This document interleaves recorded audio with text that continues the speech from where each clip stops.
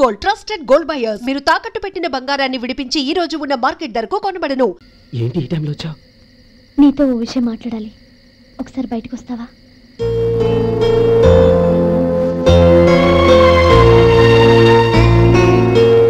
ఏంటి సూట్ కేసుతో వచ్చావు? శేఖర్, మా నాన్న నాకు వేరే పెళ్లి చేయాలని చూస్తున్నాడు. అందుకే నేను నిర్ణయానికి వచ్చాను. మన ఇద్దరం ఎక్కడికైనా పారిపోదాం. చూడండి, ఈ టైంలో నిన్ను నన్ను మా అన్నయ్య చూశాడంటే బాగోదు. నువ్వు వెళ్ళిపో. అన్నయ్య అన్నయ్య అన్నయ్య, ఎప్పుడు మీ అన్నయ్య మాటేనా? నీకు నేను ముఖ్యమా, మీ అన్నయ్య ముఖ్యమా? నాకు మా అన్నయ్య ముఖ్యం. శేఖర్, నీ గుండెల మీద చేయి వేసుకొని చెప్పు, నన్ను మర్చిపోయిన సుఖంగా ఉండగలవా? అది నాకు తెలియదు, కానీ మా అన్నయ్యకు తలవంపులు తెచ్చి ఖచ్చితంగా నేను మనశ్శాంతితో ఉండలేను. నా పరిస్థితి అర్థం చేసుకో. దయచేసి మీ నాన్న చూసిన సంబంధం చేసుకుని సుఖంగా ఉండు. చాలా టైం అయింది. ఇంకా బయలుదేరు. క్షమించు.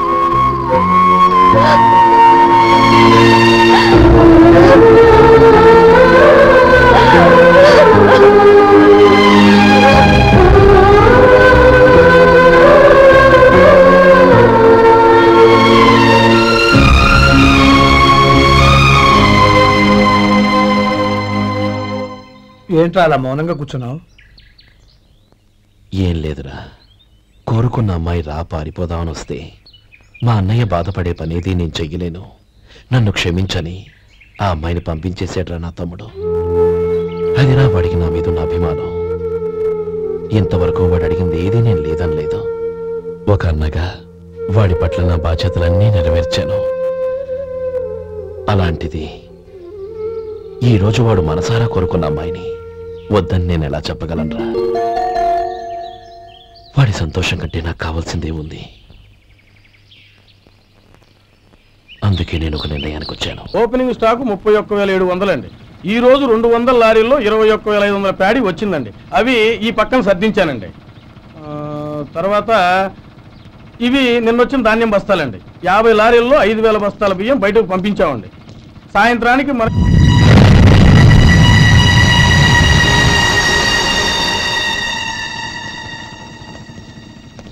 వీడెందుకు వచ్చాడు ఇక్కడికి? నమస్కారం. ఎందుకు వచ్చాడో అడుగు. నీ సహాయం అర్థించొచ్చాను.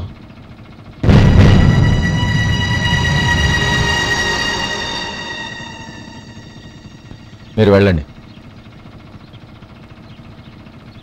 ఆ రోజు నీ చెల్లెల్ని నేను చేసుకోనన్నాను. ఏ పరిస్థితిలో అలా అన్నానో నీకు తెలుసు. నేను చేసింది తప్పని నీకు అనిపిస్తే ఆ తప్పుకి నా తమ్ముని శిక్షించద్దు. మన మధ్య ఉన్న విరోధం తెలియక వాళ్ళు ప్రేమించుకున్నారు. నేను నా తమ్ముడికి నీ కూతుర్ని మని అడగడానికి వచ్చాను. దయచేసి వాళ్ళ పెళ్లికి అంగీకరించు. నీ మొహం చూస్తేనే పాపమని సొంత ఊరినే వదిలేసి వచ్చిన వాణ్ణి. అలాంటి నేను నీ ఇంటికి నా బిడ్డనివ్వాలా? ఇన్నేళ్లుగా నీ నీడ కూడా నా మీద పడకూడదని పట్టుదలగా ఉన్న నేను దాన్ని వదులుకొని నీతో సంబంధం కలుపుకోవాలా? సరే, నేను నా పట్టుదలని ఆత్మాభిమానాన్ని అన్నిటినీ వదులుకొని నా కూతుర్ని తమ్ముడికిచ్చి చేశానే అనుకో. దానికి బదులుగా నువ్వేం వదులుకుంటావు? ఏం వదులుకుంటావో చెప్పు.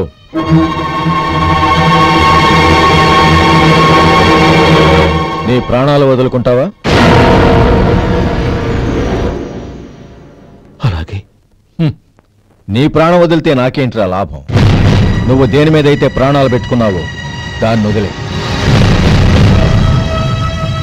నీ తమ్ముళ్ళ మీదగా నువ్వు ప్రాణాలు పెట్టుకున్నావు.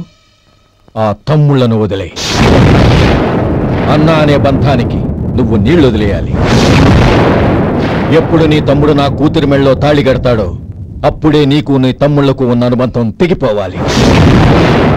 నీ తమ్ముడు నా కూతురి మెళ్ళలో తాళి కట్టడానికి ముందే నువ్వు శాశ్వతంగా ఈ ఊరొదిలి వెళ్ళిపోవాలి.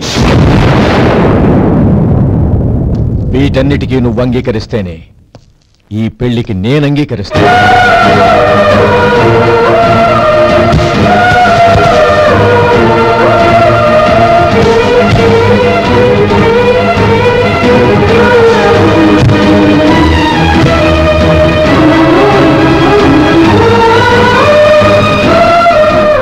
ఏమంటావు?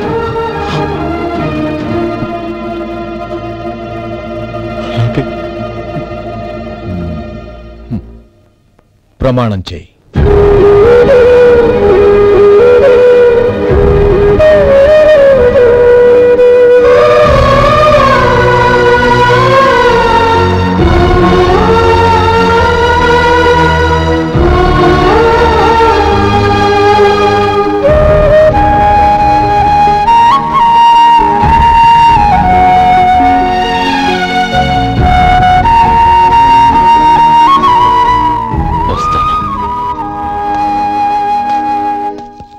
అంకుల్, నందిని నాకిచ్చి పెళ్లి చేస్తానని చెప్పి ఇప్పుడు వాడి తమ్ముడికిచ్చి చేస్తానని మాటిచ్చారేంటి? రే, నువ్వు నోరు మూసుకోరా. వీడి తమ్ముళ్ళు విడిపోవాలని ఇన్నేళ్లుగా ఎదురు చూశాను. ఇప్పుడు నా కల నిజం అవబోతోంది. నువ్వేం దిగులు పడకు. నీకు వేరే మంచి పిల్లని చూసి ఘనంగా పెళ్లి జరిపిస్తాను.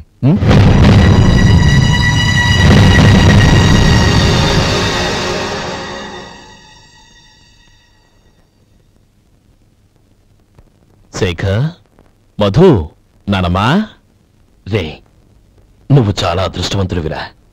లక్ష్మీపతిని కలిశాను. పాప అనవసరంగా వాడిని అపార్థం చేసుకున్నావురా. వాడెంతో ఆప్యాయంగా నన్ను పలకరించాడు. ఆనందంగా ఈ పెళ్లి ఒప్పుకో.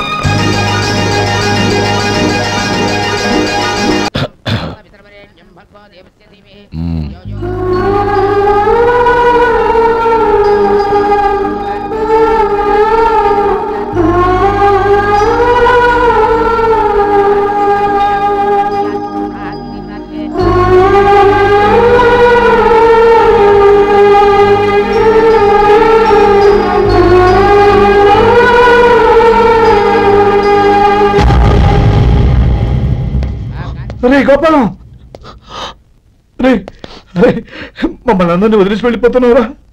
చంద్రం, నా తమ్ముళ్ళని ఎలా పెంచాలనుకున్నాను అలాగే పెంచాను, పెద్ద చేశాను. వాళ్ళందరూ సుఖంగా ఉన్నారు. అంతకంటే నాకు కావాల్సిందే వద్దురా. అయినా నేనెక్కడికి వెళ్తానురా? వాళ్ళ ఆనందంలో ఐకమత్యంలో నేను ఎప్పుడు ఉంటాను. ఏడవకు, ఎవరైనా చూస్తే బాగోదు. కళ్ళు తుడుచుకో. లోపలికి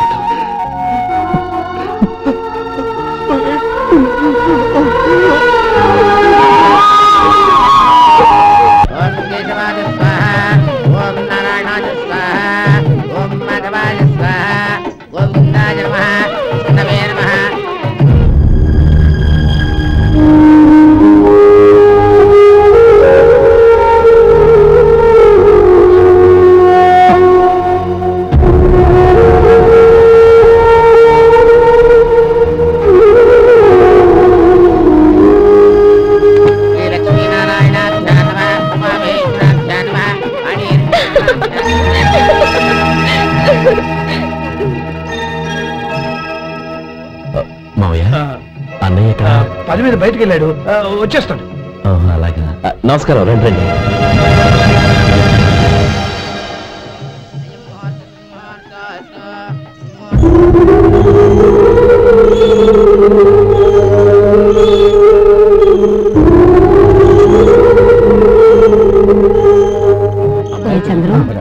గోపాలం ఎక్కడా కనపడడం లేదు. ఇందాక నీతో మాట్లాడుతుండగా చూశాను. అది ఎవరినో పిలవడం మర్చిపోయాడంట, అక్కడికి వెళ్ళాడు. ఈ పాటికి వచ్చేస్తుంటాడు. అలాగే.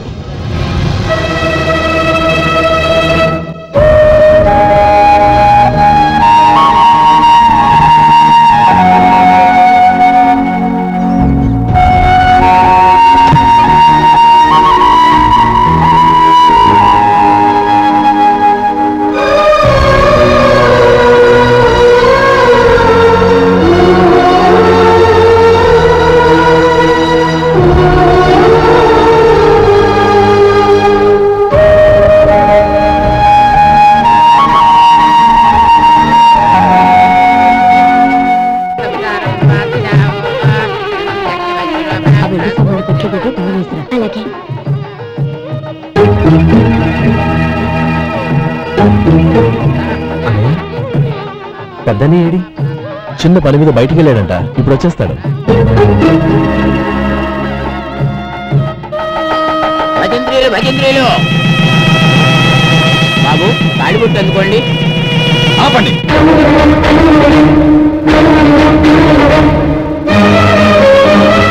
మా అన్నయ్య రాను, తర్వాత తాళి కట్టాను. అదేంటి బాబు, ఆలస్యం అయితే దుర్ముహూర్తం వచ్చేస్తుంది. మా అన్నయ్య ఎప్పుడు వస్తాడో అప్పుడే నాకు మంచి ముహూర్తం. దుర్ముహూర్తం వచ్చాక తాళి కడితే శుభం కాదు. మా అన్నయ్య లేకుండా చేసే ఏ పనైనా నాకు శుభం కాదు. నేను తాళంటూ కడితే అది మా అన్నయ్య వచ్చిన తర్వాత. ఇక మీ అన్నయ్య రాడు. నువ్వు నోరుమై. ఏంటి నువ్వు అనేది? నేనన్నది పచ్చి నిజం. నా మాట మీద మీకేమైనా అనుమానం ఉంటే అసలు జరిగిందేంటో ఈయన్ని అడగండి. మావయ్య ఏంటిదంతా? అసలు ఏం జరిగింది? మీరందరూ నన్ను క్షమించండి.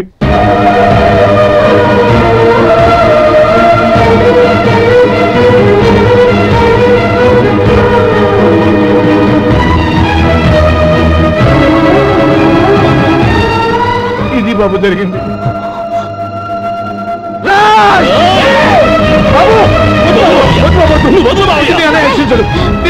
అర్థం చేసుకోండి. ఏదైనా గొడవ అయితే మన కుటుంబం గౌరవం ఏమవుతుంది? నా మాట వినండి.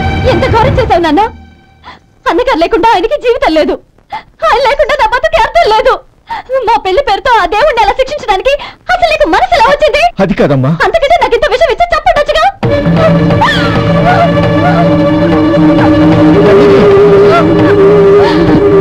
నందిని, నందిని, నందిని, అమ్మా నందిని, నా మాట వినమ్మా. నందిని, ఎందుకే బాధపడతావు? వాడు కట్టుకోకపోతేనే నిన్ను చేసుకోవడానికి నేనున్నానుగా.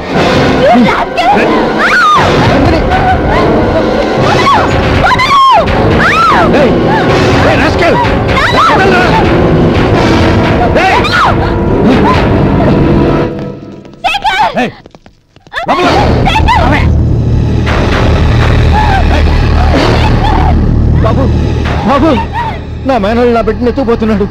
నా జీవితం నాశనం అయిపోతుంది. మీకు దండం పెడతాను, దాన్ని కాపాడండి. నీలాంటి వాడికి పుట్టిన దాంతో మాకేమిటి సంబంధం? ఎవరిని కాపాడాల్సిన అవసరం మాకు లేదు. శేఖర్ తప్పురా. ఎప్పుడైతే అమ్మాయి నీతో పెళ్లి పీటల మీద కూర్చుందో అప్పుడే మన ఇంటి గొడవలేనట్టు లెక్క.